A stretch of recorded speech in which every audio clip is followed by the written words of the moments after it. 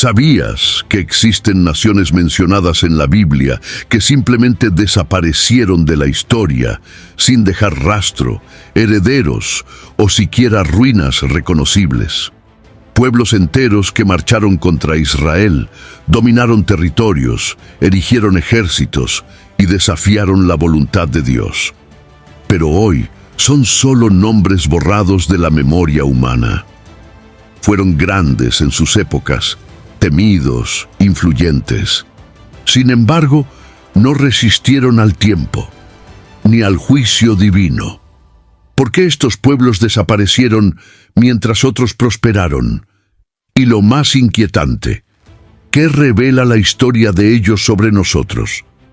En medio de la vastedad de las narrativas bíblicas, hay naciones que surgen como sombras entre los grandes imperios.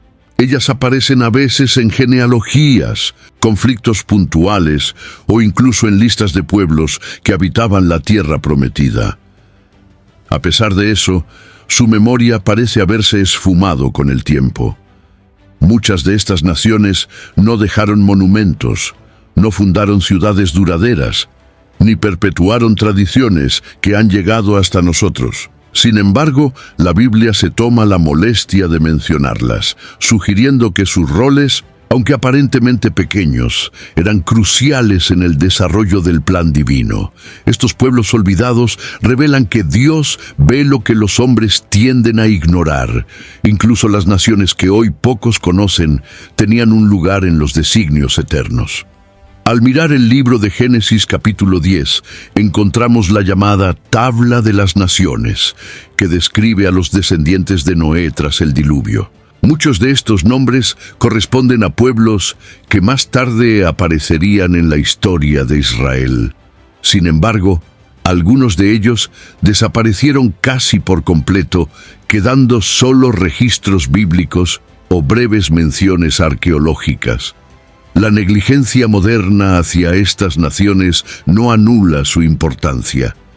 Sus historias, a menudo ligadas a juicios divinos, alianzas quebradas o promesas incumplidas, funcionan como advertencias silenciosas para las generaciones posteriores. Estos relatos, borrados, nos obligan a reevaluar el valor de aquello que el tiempo intenta enterrar. Parte del olvido también está relacionado con la destrucción o la asimilación de estos pueblos por culturas dominantes. Muchos fueron derrotados militarmente y sus sobrevivientes absorbidos por imperios mayores, como el asirio, el babilónico y el persa. Otros fueron exterminados por orden divina, como los amalequitas. El hecho de que hayan desaparecido no significa que sus acciones fueron irrelevantes. Por el contrario, el juicio sobre estas naciones indica que su conducta tuvo un gran peso ante el Creador. Fueron actores reales, con elecciones morales y espirituales que provocaron respuestas específicas de Dios. Y aunque ya no sean recordados por los libros de historia, sus decisiones resuenan en las páginas de la Escritura. La ausencia de registros históricos no elimina el impacto espiritual que estas naciones tuvieron. Algunas se aliaron a Israel en momentos de crisis, otras se levantaron como enemigas crueles. Sus nombres, a pesar de ser olvidados por muchos estudiosos modernos, fueron registrados por el dedo de Dios para instrucción, corrección y alerta. Al fin y al cabo, si Él se recuerda de naciones olvidadas, ¿cuánto más se recordará de aquellos que deciden andar según su voluntad? Hay sabiduría escondida en el silencio de estas naciones. Sus desapariciones no son solo eventos históricos, sino también reflejos de lecciones espirituales hechas a lo largo de los siglos. Más que curiosidades arqueológicas, estas naciones olvidadas representan realidades espirituales que aún se manifiestan hoy. El orgullo, la idolatría, la traición y la soberbia fueron marcas comunes entre estos pueblos. Y todas estas actitudes continúan presentes, disfrazadas, en estructuras modernas. Al estudiar estas naciones, no solo estamos rescatando memorias perdidas, sino también confrontando aspectos de la naturaleza humana que insisten en permanecer. Quizás lo que más asuste sea darse cuenta de que muchas veces los comportamientos de estas naciones siguen vivos dentro de nosotros mismos. Pocos nombres despiertan tanto misterio en la Biblia como los Refaín, mencionados en Génesis capítulo 14, versículo 5, y también en Deuteronomio capítulo 3, del versículo 11 en adelante. Estos gigantes eran conocidos por su estatura impresionante y fuerza sobrenatural. Eran diferentes de los pueblos comunes. Algunos estudiosos creen que podrían ser descendientes de los Nefilim, mencionados antes del diluvio. Otros los ven como una raza distinta, ligada a territorios como Basán y Amón. Sea como sea, los Refaín representan un tipo de pueblo que sobrepasa los límites de lo natural y desafía explicaciones fáciles. Su presencia en la Biblia está casi siempre asociada a temor, destrucción y juicio divino. La figura de Og, rey de Basán, es una de las más emblemáticas entre los Refaín. Según el texto sagrado, su cama medía alrededor de 4 metros de largo, hecha de hierro, lo que ya revela no solo su estatura, sino el impacto cultural que su figura causaba. Og fue derrotado por Moisés y los israelitas en una victoria que demostraba el poder de Dios sobre enemigos considerados invencibles.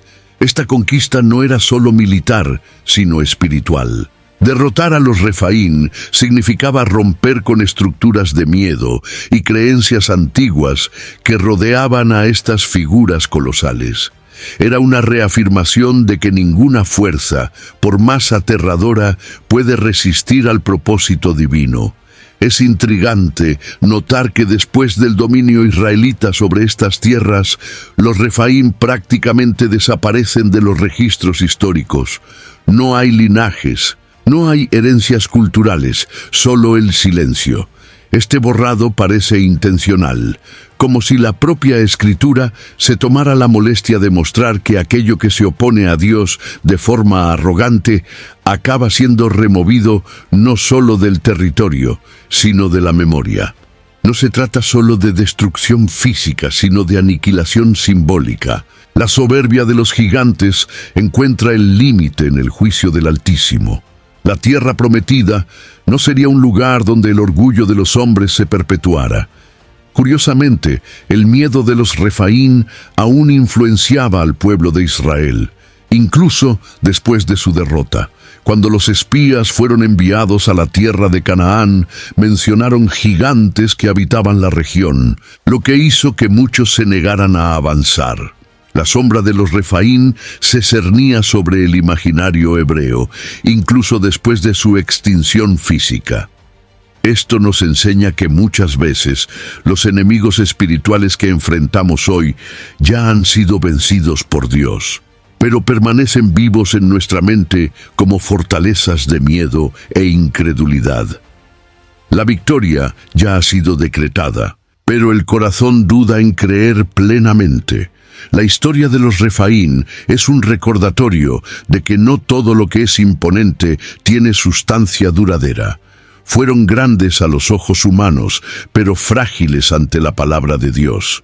Su fama desapareció, su fuerza fue destruida y su memoria se esfumó. Pero su existencia registrada en las Escrituras sigue desafiándonos. ¿Cuántas fortalezas levantamos, temiendo gigantes que Dios ya ha derrotado? Entre todos los enemigos de Israel, pocos cargan un peso tan sombrío como los amalequitas, descendientes de Esaú, nietos de Esaú a través de Elifaz y su concubina Timna. Los amalequitas surgen como un pueblo nómada, hostil y traicionero. La primera mención significativa aparece en Éxodo capítulo 17, cuando atacaron cobardemente a los israelitas por la espalda, apuntando a los débiles y cansados recién salidos de Egipto. Este ataque vil no fue olvidado por Dios. Allí, el Señor declaró que libraría guerra contra Amaleque de generación en generación. y que este pueblo debería ser completamente borrado de la memoria bajo el cielo. Esa sentencia divina nos dice algo profundo. Amaleque no fue condenado solo por ser enemigo político, sino por representar un espíritu de oposición deliberada al plan de Dios. Al atacar a Israel en su momento más vulnerable, los amalequitas personificaron la crueldad y la rebelión espiritual. En el libro de Deuteronomio, capítulo 25, versículo 17 al 19, Dios ordena que, cuando Israel tuviese descanso de sus enemigos, debería borrar por completo la memoria de Amaleque. Este tipo de juicio total era rarísimo y apunta a la gravedad de los pecados cometidos por esta nación. Uno de los episodios más conocidos que involucra a los amalequitas ocurrió durante el reinado de Saúl. En 1 Samuel capítulo 15, Dios ordena que Saúl destruya completamente a los amalequitas, sin dejar nada. Sin embargo, Saúl desobedece, perdonando al rey Agag y lo mejor del ganado. Este acto de desobediencia costó a Saúl el trono, mostrando que la fidelidad a la orden divina tiene serias implicaciones. Curiosamente, muchos estudiosos creen que la falla de Saúl en eliminar completamente a los amalequitas abrió el camino para que un descendiente de este pueblo surgiera más tarde en la figura de Amán, el enemigo de Israel en la historia de Esther. La desobediencia de un rey generó consecuencias para las generaciones futuras. La orden divina de borrar la memoria de Amaleque parece contradictoria a primera vista. Después de todo, ¿cómo algo puede ser olvidado si está registrado en las Escrituras? Pero este borrado de la memoria no significa eliminar la existencia histórica, sino borrar cualquier honor, cualquier legado positivo. Se trata de transformar el nombre de Amaleque en símbolo eterno de oposición al bien y al propósito divino, mientras que otros pueblos fueron restaurados, o al menos preservados en parte. Los amalequitas fueron completamente desintegrados con el tiempo, hasta el punto de no haber más herederos o identidad reconocible. Hoy, al hablar de los amalequitas, no lo hacemos con nostalgia o curiosidad arqueológica, sino con discernimiento espiritual. Ellos representan el espíritu del ataque furtivo, de la oposición encubierta, de la rebelión contra el plan de Dios. Estudiar su trayectoria es reconocer que hay actitudes humanas que no pueden ser toleradas, sino erradicadas completamente de nuestro interior. La guerra contra Amaleque continúa, no contra un pueblo, sino contra todo lo que él simboliza en el corazón humano. Durante siglos, los eteos, también conocidos como eteos, fueron considerados un enigma histórico. Durante mucho tiempo, los estudiosos llegaron a dudar de su existencia real, clasificándolos como un mito bíblico. Sin embargo, excavaciones arqueológicas a finales del siglo XIX confirmaron que los eteos no solo existieron, sino que formaron uno de los mayores imperios de la antigüedad, rivalizando con Egipto y Asiria. Esto arroja una nueva luz sobre los pasajes bíblicos que mencionan a este pueblo. Aparecen por primera vez en Génesis capítulo 15, versículo 20, como una de las naciones que habitaban la tierra de Canaán, prometida por Dios a Abraham. Con el tiempo, los eteos se convirtieron en más que simples habitantes locales. Eran una potencia política y militar, con cultura avanzada, dominio de la metalurgia y una compleja estructura diplomática. Su imperio se extendía por vastas regiones de Anatolia, actual Turquía, y mantenía tratados con Egipto, incluso con Ramsés II. La Biblia registra momentos en que los hijos de Israel se involucraron con los eteos de manera pacífica. Uno de los casos más notables es la compra de la cueva de Macpela por Abraham, narrada en Génesis capítulo 23. Allí, el patriarca negocia con los hijos de Hete con respeto mutuo, revelando que, a pesar de ser paganos, los heteos también tenían estructuras sociales organizadas y códigos de honor. Aun con esta aparente convivencia, los heteos también estaban entre los pueblos que debían ser removidos de la tierra prometida cuando Israel la conquistara. Esto se debe al hecho de que sus prácticas religiosas involucraban rituales idólatras, sacrificios humanos y costumbres que corrompían los valores dados por Dios a su pueblo. Esta dualidad entre el respeto cultural y la necesidad de separación espiritual hace de los heteos un ejemplo vivo de cómo el contacto con culturas avanzadas no significa necesariamente aprobación divina. El problema nunca fue la riqueza o la organización de estos pueblos, sino el contenido espiritual que llevaban. Con el avance de las generaciones, los heteos dejaron de ser una nación distinta. Fueron asimilados por imperios mayores o simplemente desaparecieron tras conflictos internos y externos. A diferencia de otras naciones bíblicas que tuvieron promesas de restauración como Elam o Moab, los heteos no son mencionados como teniendo futuro en revelaciones proféticas. La ausencia de cualquier continuidad o herencia notable refuerza la idea de que su fuerza terrenal no garantizó permanencia espiritual. El nombre que un día resonó entre reyes y gobernantes, hoy solo eco en ruinas arqueológicas y pasajes bíblicos. La historia de los heteos nos obliga a repensar lo que realmente permanece a lo largo del tiempo. Un pueblo que dominó territorios, produjo tratados diplomáticos y demostró gran capacidad administrativa, fue, aún así, completamente borrado de la conciencia moderna hasta ser redescubierto por excavaciones. Esto nos alerta que no es la sofisticación cultural o el poder bélico lo que garantiza un legado eterno, sino la conexión con los valores de Dios. Grandes imperios pueden convertirse en solo polvo si no son guiados por principios que trascienden lo material.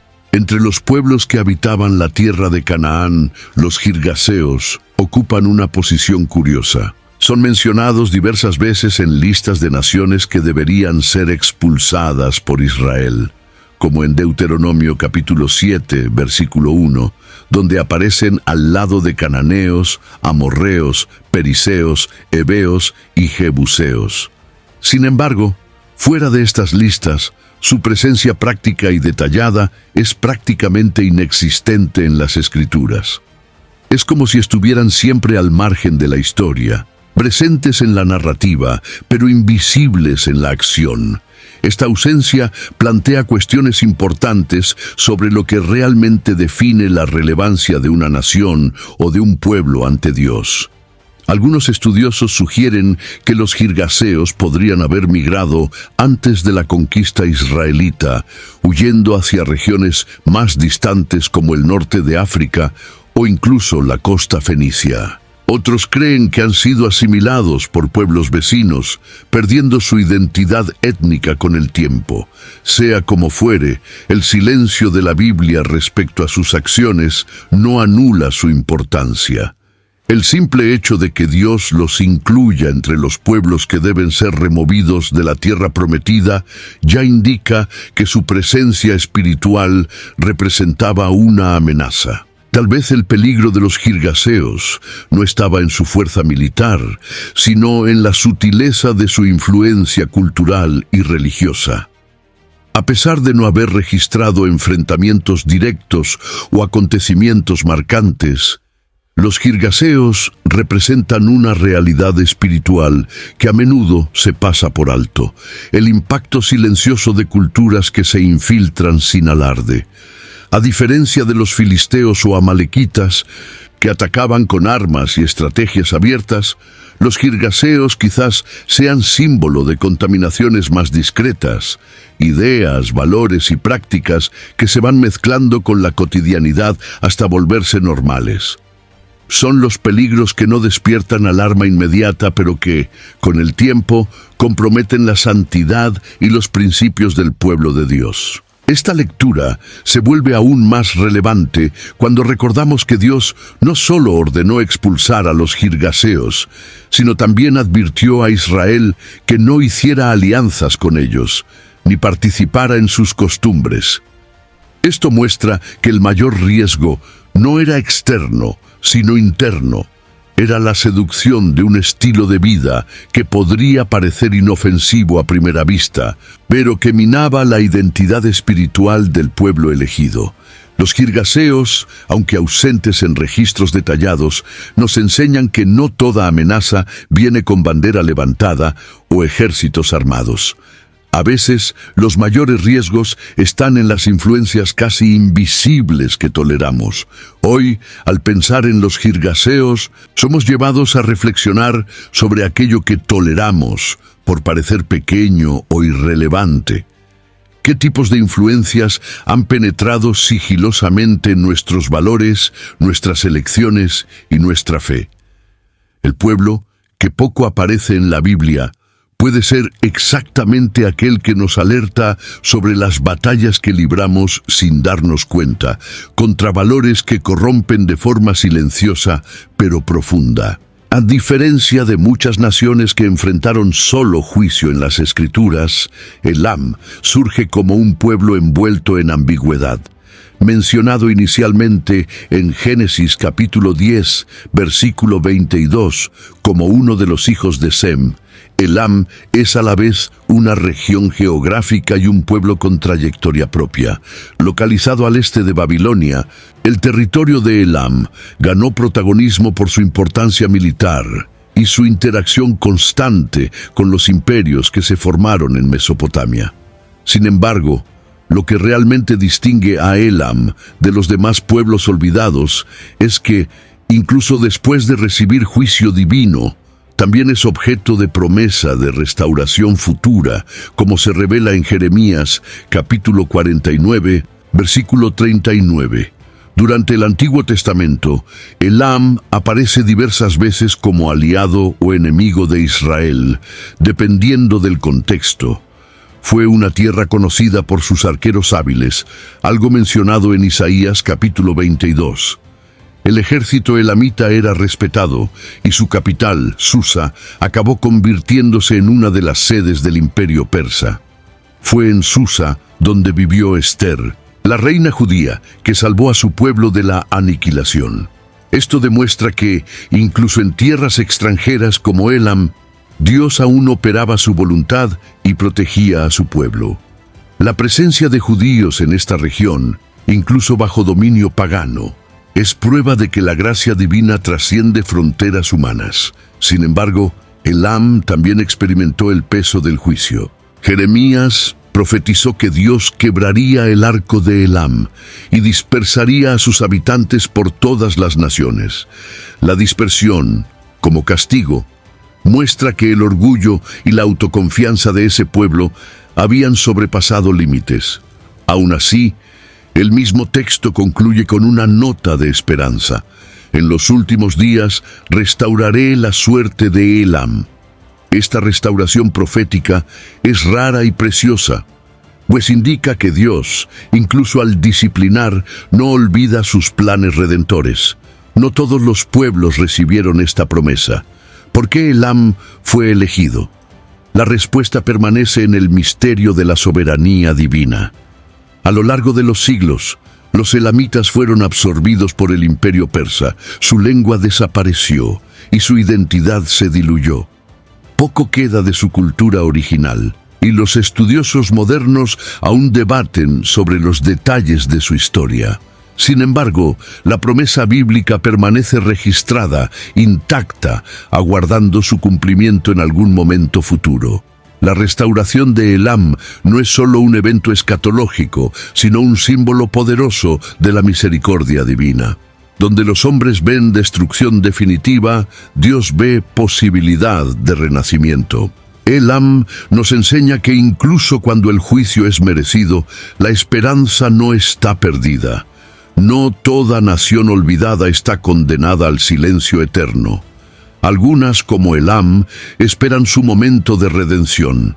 Y este patrón divino también se aplica a los individuos. Hay destinos que parecen apagados, pero que aún están en manos del Creador, listos para ser restaurados en el tiempo adecuado.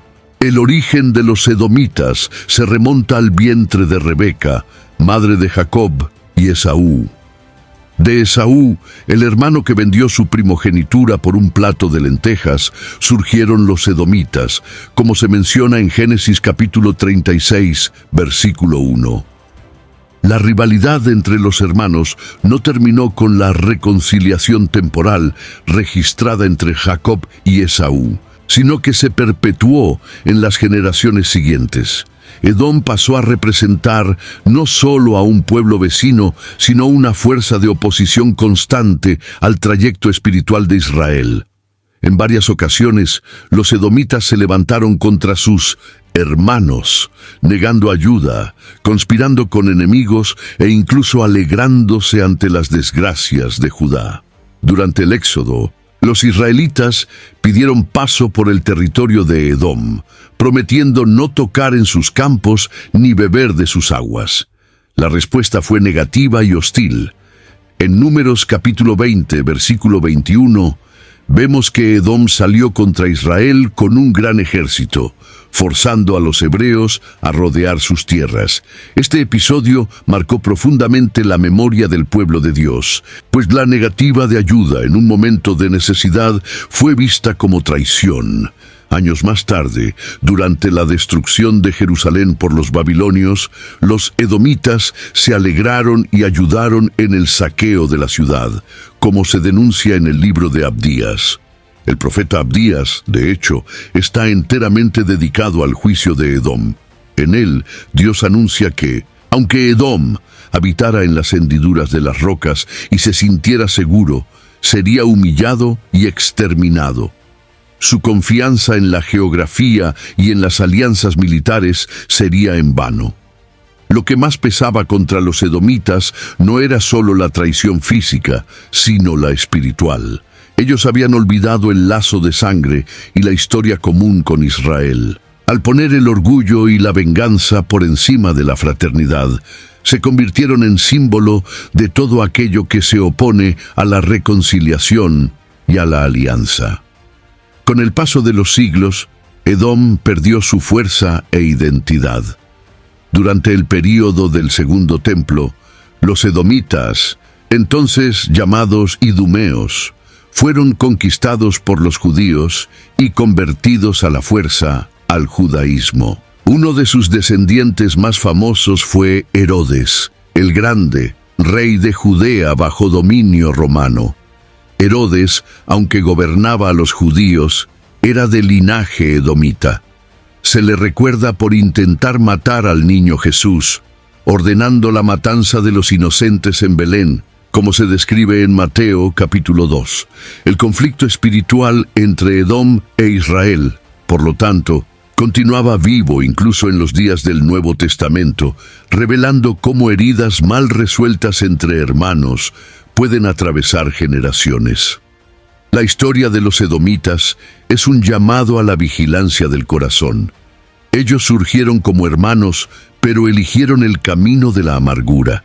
La ira no resuelta, el orgullo herido y la ausencia de perdón transformaron a un pueblo en enemigo permanente. A pesar de tantas oportunidades de reconciliación, Edom prefirió el camino de la oposición.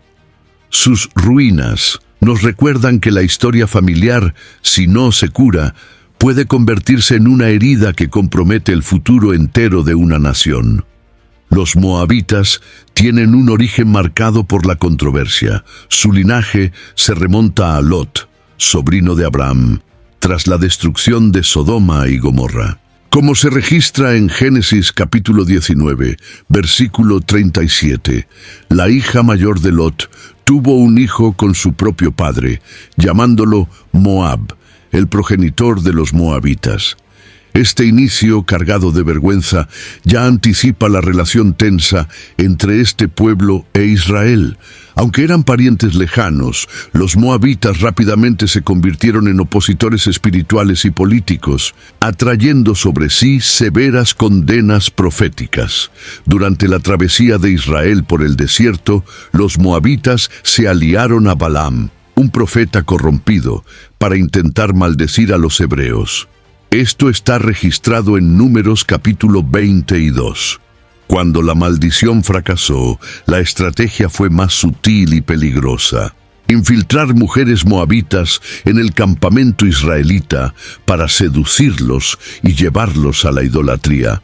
El resultado fue devastador. Miles de israelitas murieron a causa de la infidelidad, tanto moral como espiritual. Este episodio quedó grabado como una alerta permanente sobre los peligros de la alianza con la cultura pagana disfrazada de seducción. A pesar de todo esto, el nombre de Moab también es recordado de forma sorprendente en las Escrituras. En medio de toda la rechazo e idolatría surge la figura de Ruth, una moabita que elige servir al Dios de Israel. La historia contada en el libro de Ruth revela a una mujer de coraje, fidelidad y fe. Ella abandona a los dioses de su pueblo y se adhiere a la alianza del Dios de Israel con profunda devoción. Ruth no solo es aceptada entre los israelitas, sino que se convierte en bisabuela del rey David y por consiguiente entra en la genealogía de Jesús, como se ve en Mateo capítulo 1. Esto revela que ni siquiera un pasado de vergüenza o idolatría es capaz de impedir la redención cuando hay un arrepentimiento sincero. La dualidad moabita entre la condenación colectiva y la salvación individual nos enseña que Dios juzga naciones, pero también redime personas. Moab como pueblo fue juzgado, pero Ruth como persona fue acogida. Hay algo de profundamente liberador en esta verdad. Aunque nuestros orígenes estén marcados por el error, nuestra decisión presente puede redefinir completamente nuestro destino. El contraste entre Balaam y Ruth, ambos ligados a Moab, simboliza los dos caminos disponibles para todo ser humano: resistencia o rendición al llamado divino. Moab, por lo tanto, no es solo una nación olvidada. Es un espejo de la condición humana, manchada por el pecado pero con acceso a la gracia. Su memoria permanece para recordarnos que, incluso en medio del juicio, la misericordia divina está siempre al acecho, esperando un corazón dispuesto a cambiar de camino. Los amonitas comparten un origen similar al de los moabitas, ya que también son descendientes de Lot, según Génesis capítulo 19, versículo 38. La segunda hija de Lot engendró a Amón, padre de los amonitas. Al igual que sus parientes moabitas, los amonitas vivieron en conflicto constante con Israel, a pesar de los lazos familiares. Con el tiempo, se convirtieron no solo en adversarios políticos, sino en enemigos espirituales, desarrollando prácticas religiosas abominables que incluían el culto a Moloque, un dios al que se sacrificaban niños vivos. El culto a Moloque fue una de las abominaciones más severamente condenadas por Dios. En Levítico, capítulo 18, versículo 21, el Señor prohíbe terminantemente que los hijos de Israel ofrezcan a sus hijos al fuego.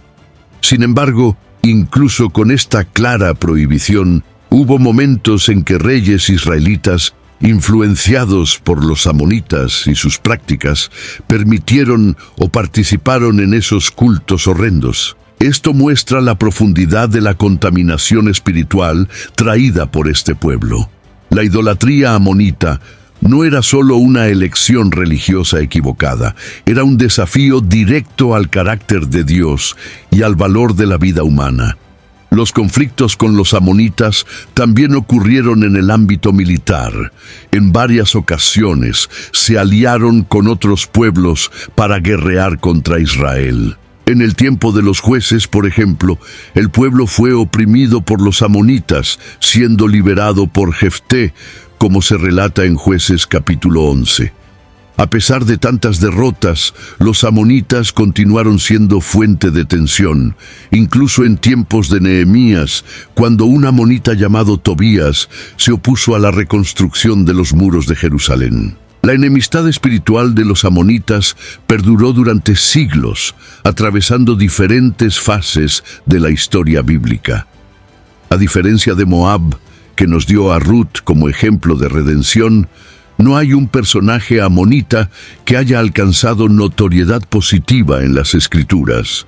Esta ausencia de redención personal registrada puede haber sido intencional, como señal de advertencia sobre las consecuencias de una cultura que eligió la dureza de corazón como estilo de vida.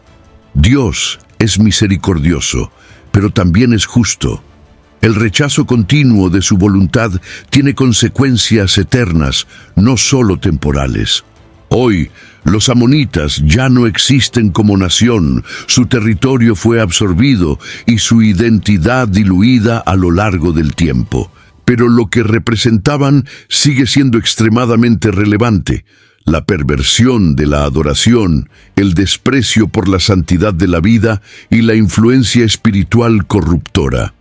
Estudiar a los amonitas es confrontar hasta qué punto una cultura puede alejarse de Dios y lo que sucede cuando este alejamiento se convierte en una elección consciente y persistente. Entre todos los pueblos mencionados en la conquista de la tierra prometida, los cananeos ocupan una posición central. Se mencionan con frecuencia a lo largo del Antiguo Testamento, desde Génesis capítulo 12, versículo 6, donde Abraham encuentra a los cananeos habitando la tierra que Dios había prometido a sus descendientes.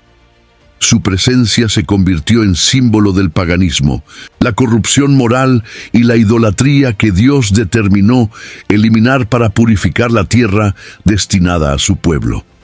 Sin embargo, la historia de los cananeos no es lineal ni simple. Compuesta por diversos grupos y ciudades-estado, su resistencia y posterior asimilación revelan matices espirituales profundos.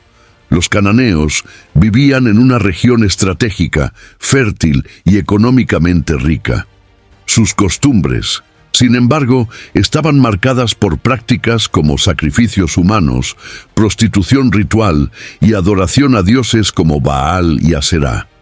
Esto hacía que su cultura fuera extremadamente nociva para la fe monoteísta de Israel.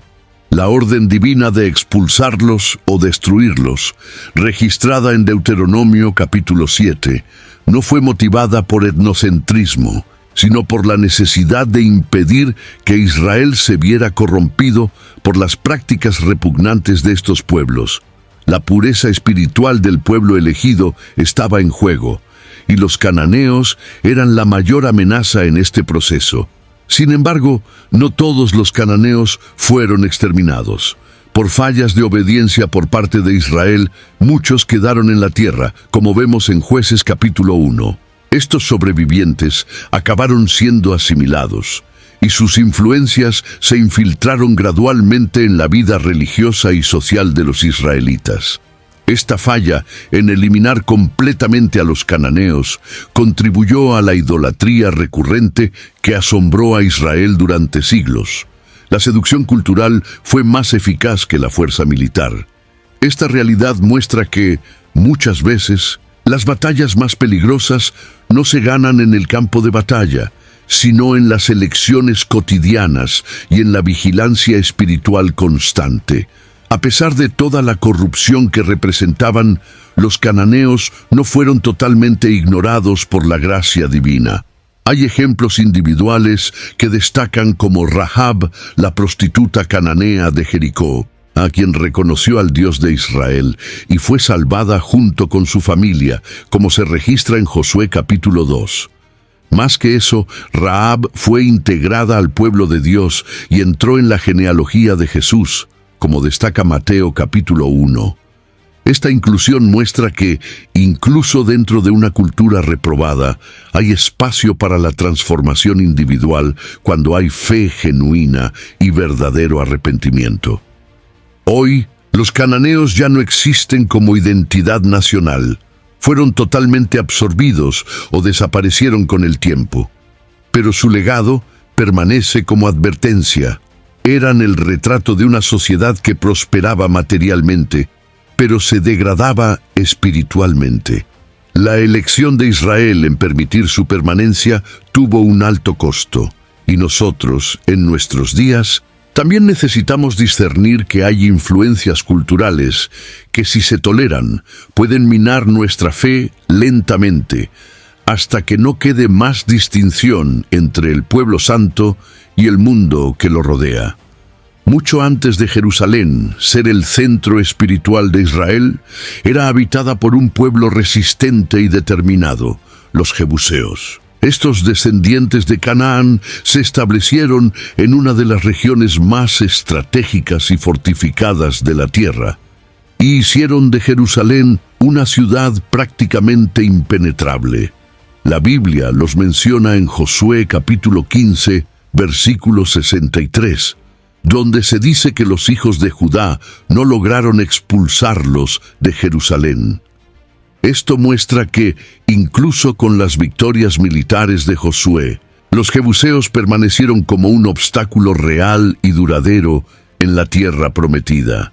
Los jebuseos no solo resistieron militarmente, sino que simbolizaban una fortaleza espiritual contraria a la ocupación total de la promesa divina.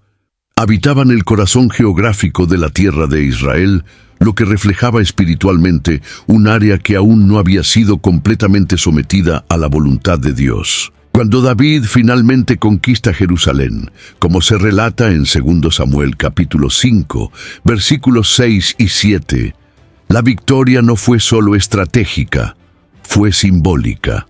Tomó la fortaleza de Sión y la transformó en la ciudad de David, el nuevo centro político y espiritual del reino. El hecho de que Jerusalén haya sido dominada por los jebuseos durante tanto tiempo plantea una cuestión espiritual importante. ¿Cuántas áreas de nuestra vida permanecen jebuseas, firmes, intocables, aparentemente impenetrables a la presencia de Dios? La conquista de Jerusalén por David fue la marca de una nueva etapa, donde el reino fue centralizado y Dios pasó a reinar desde el centro de la nación. Esto nos lleva a reflexionar sobre lo que aún necesita ser tomado y consagrado en nuestro interior, áreas que Dios desea transformar en su trono. Incluso después de la conquista, hay indicios de que algunos jebuseos permanecieron en Israel como parte de la sociedad, sin una identidad cultural dominante. Un ejemplo notable es Araúna, el jebuseo, que vendió su era a David para la construcción de un altar, como vemos en 2 Samuel capítulo 24, versículo 24. La postura humilde de Araúna ante David y su disposición a contribuir para el altar al Señor revelan que, incluso entre los antiguos opositores, había espacio para la reconciliación y el servicio a la voluntad divina. Los jebuseos desaparecieron como nación, pero su presencia en Jerusalén nos recuerda que hay batallas que solo se ganan cuando permitimos que Dios reine en el centro. La victoria de David fue solo el comienzo. Jerusalén se convertiría en el lugar del templo, de la adoración, de la cruz y de la resurrección. Un territorio que antes era símbolo de resistencia a la voluntad de Dios, se transformó en el lugar de mayor manifestación de su gloria. Esto muestra que nada es tan resistente que no pueda ser transformado cuando se rinde al verdadero rey. Entre los adversarios más persistentes y peligrosos de Israel estaban los filisteos. De origen aún debatido entre estudiosos, se cree que vinieron de la región del Mar Egeo, migrando hacia la costa suroeste de Canaán. Con ciudades-estado poderosas como Gaza, Asdod, Ascalón, Ecrón y Gate, los filisteos formaron una confederación que resistió durante siglos. Aparecen con destaque en Jueces, Samuel y Reyes, siendo la principal fuerza que se oponía a Israel durante el periodo de los jueces y la monarquía unida. Uno de sus enfrentamientos más memorables fue con Sansón, como se registra en Jueces capítulo 13 hasta el capítulo 16. El poder militar de los filisteos provenía de su tecnología avanzada en hierro y su organización guerrera. Tenían dominio estratégico y presionaban constantemente a las tribus de Israel, imponiendo miedo y límites al avance del pueblo.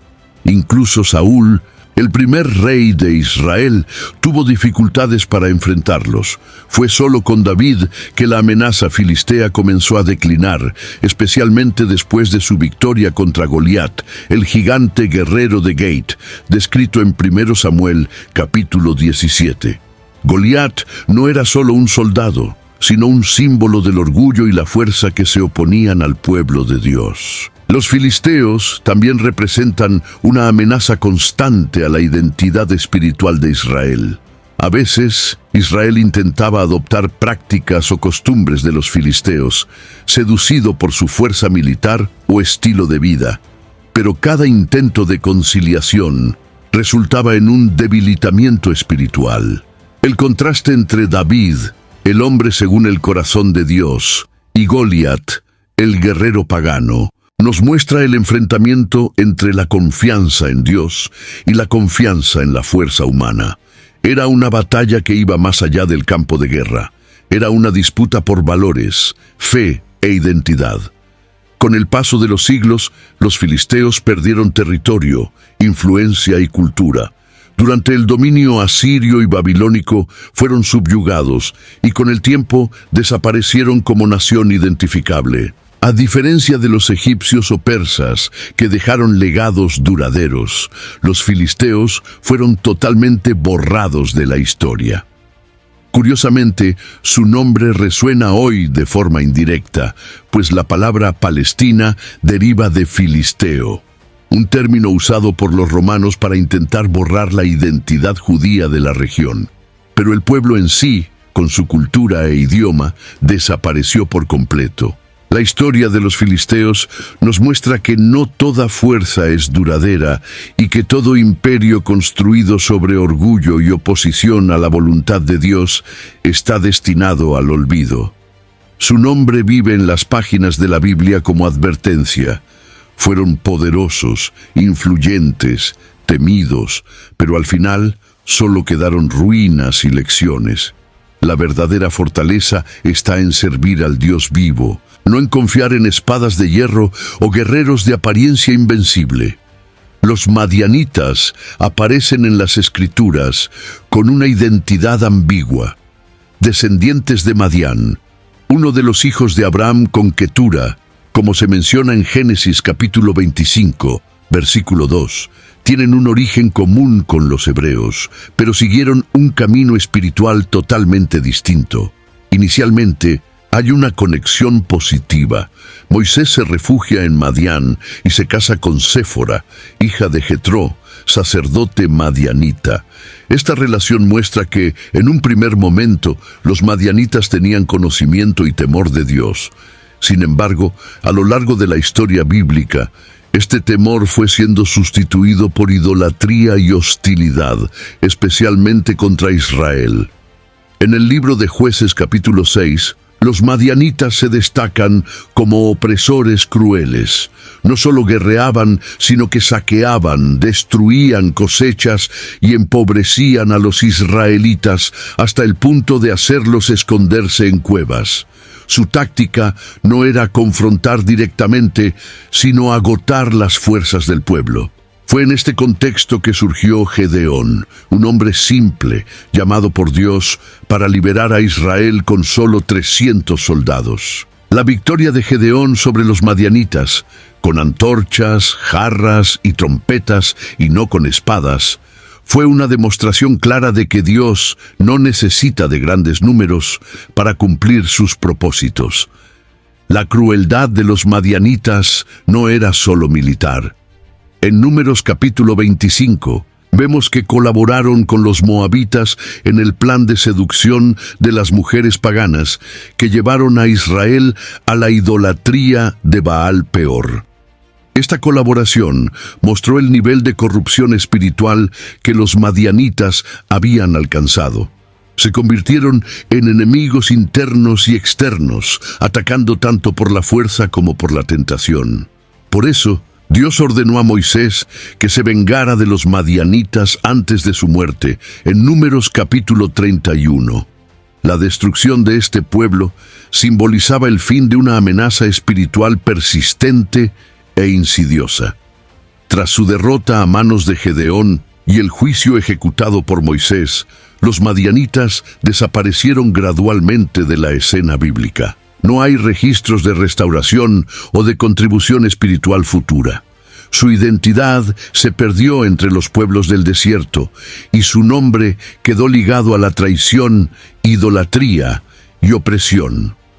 No fueron olvidados por casualidad, sino porque representaron, en su trayectoria final, todo lo que se oponía a la fidelidad al Dios de Israel. Su desaparición no es solo histórica, también es simbólica. La historia de los madianitas nos advierte que incluso un origen ligado a la fe puede desviarse por completo. Nacieron de la línea de Abraham, pero eligieron el camino de la perversión y la hostilidad. Esto nos alerta que la herencia espiritual no garantiza permanencia si no se cultiva con fidelidad. La amenaza más peligrosa no siempre viene de fuera. Muchas veces viene de aquellos que conocen la verdad, pero deciden rechazarla. Entre los muchos pueblos listados en las genealogías bíblicas, los caslueos son uno de los más oscuros. Mencionados en Génesis capítulo 10, versículo 14, como descendientes de Misraim, nombre bíblico de Egipto, los caslueos son citados rápidamente como el pueblo del cual salieron los filisteos. Esta pequeña frase plantea grandes preguntas. ¿Quiénes eran los caslueos? ¿Cómo un pueblo tan poco mencionado pudo dar origen a uno de los mayores enemigos históricos de Israel? La Biblia no ofrece muchos detalles, pero su inclusión en este punto de la narrativa indica que, aunque olvidados por muchos, su influencia fue significativa. El hecho de que los filisteos hayan salido de los caslueos indica que este pueblo tuvo un papel fundamental en la formación cultural y genética de una nación beligerante. Esto refuerza la idea de que muchas veces las raíces del mal se esconden en lugares que casi nadie presta atención. La oscuridad de los caslueos es un recordatorio de que no todo peligro es evidente a primera vista. Algunas semillas crecen en silencio hasta convertirse en árboles de oposición visible, y el origen de los filisteos, ligados a este pueblo enigmático, demuestra cómo fuerzas aparentemente inofensivas pueden transformarse en grandes amenazas espirituales. Además, el hecho de que los caslueos vinieran de Misraim, Egipto, sitúa a este pueblo dentro de una tradición marcada por religiosidad pagana, simbolismo místico y arrogancia política. Esta herencia egipcia quizás haya contribuido a la naturaleza beligerante e idólatra de los filisteos. Los caslueos, por lo tanto, pudieron haber sido transmisores culturales y espirituales de prácticas contrarias a los principios del Dios de Israel. A pesar de que no poseemos registros arqueológicos concretos sobre ellos, el silencio de las evidencias no significa ausencia de influencia. Estuvieron presentes en los bastidores, dando origen a una línea que se opondría al plan divino por generaciones. A diferencia de otros pueblos que tuvieron interacciones directas con Israel, los caslueos actuaron como origen y no como oponentes directos. Su importancia radica en la semilla que plantaron. Esto trae a colación una reflexión importante. No todo mal se manifiesta de forma visible. Hay realidades espirituales que operan en los orígenes, en las estructuras, y solo percibimos sus efectos muchos años después. El nombre de los caslueos puede haberse desvanecido, pero las consecuencias de su existencia han resonado durante siglos a través de los filisteos. Por eso, al pensar en los caslueos, somos llevados a evaluar las raíces que estamos cultivando hoy. ¿Qué tipo de legado estamos formando en silencio? Hay semillas invisibles que, si no son discernidas a tiempo, pueden generar frutos de oposición a la voluntad de Dios. El olvido de los caslueos nos alerta sobre el peligro de la negligencia espiritual en áreas aparentemente insignificantes. Después de recorrer las historias de esos pueblos olvidados, una verdad profunda se impone. Ninguna nación cayó por acaso. Cada una de ellas representa de alguna forma un reflejo de las decisiones humanas ante la revelación de Dios. Sus trayectorias no fueron meramente geopolíticas, sino espirituales.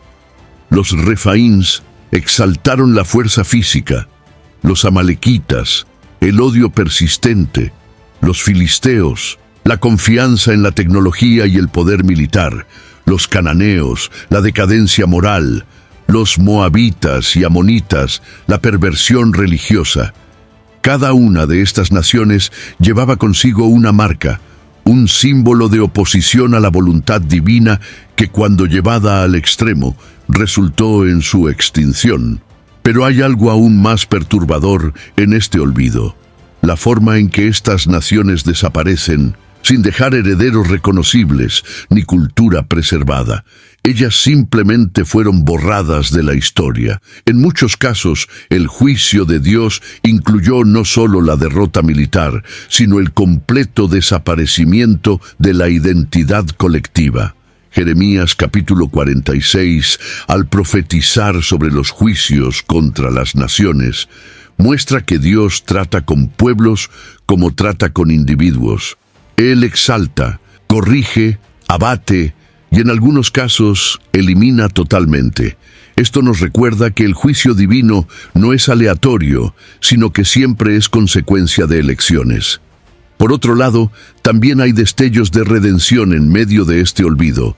Vimos esto en figuras como Ruth, Rahab y hasta Araúna, el jebuseo. Dios siempre reservó espacio para el arrepentimiento personal, incluso en naciones condenadas. Esto nos enseña que, aunque el juicio colectivo venga, la gracia individual está disponible para quienes se vuelven a Él. No es el origen lo que define el destino, sino la respuesta a la voz de Dios. Una moabita pudo ser parte de la genealogía del Mesías. Una cananea pudo esconder espías y ser salvada. Un jebuseo pudo ofrecer su tierra para el altar del Señor. Estas historias olvidadas revelan una teología de la elección. No importa cuán fuerte, rica o influyente sea una nación, si ella rechaza los principios del Altísimo, desaparece. Y lo mismo vale para cualquier individuo o sistema. El tiempo puede borrar nombres, pero la eternidad preserva los efectos de las decisiones. Lo que estas naciones tienen en común es el hecho de que, en algún momento, todas fueron confrontadas con la verdad y la rechazaron. Fueron llamadas a la sumisión y prefirieron la resistencia. Fueron confrontadas con la gloria de Dios y escogieron sus propios ídolos. El legado de las naciones olvidadas no está en monumentos, sino en advertencias. Ellas nos hablan no con voz, sino con silencio. No dejaron tratados, pero dejaron huellas. Y esas huellas gritan para nosotros hoy: no repitan los mismos errores, no construyan sobre la vanidad, no confíen en la fuerza humana, ni en los dioses de conveniencia. Que sus nombres olvidados sirvan para recordarnos lo que realmente importa: ser recordado por Dios. Hay sabidurías que no pueden perderse en el tiempo, y este video es una de ellas. Comparte con alguien que también valore las historias que formaron nuestra fe. Y, al terminar, cuéntanos en los comentarios cuál de estas naciones más llamó tu atención. Tu perspectiva enriquece esta conversación. Para seguir cada nuevo estudio que revelaremos por aquí, Toca en inscribirte y sigue caminando con nosotros en esta reflexión que atraviesa generaciones.